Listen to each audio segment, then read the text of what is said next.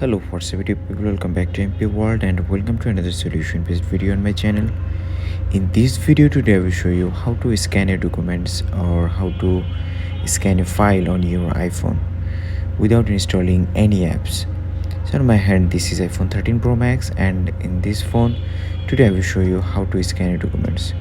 Basically whatever iPhone you have, if your iOS version is up to date, then you will be able to scan your documents or file on your iPhone. So for that you have to tap on notes, and after that you have to open new notes, and after that you can see here three options. You have to select the last one for scanning any documents or any file. So now take that file, whichever file or documents you want to scan. You just need to hold your camera on it, then it will automatically capture. Now you can resize that captured file or document. So here you can see it's captured, and you can see we can resize this photo, or you can select color as well, like this photo color as well.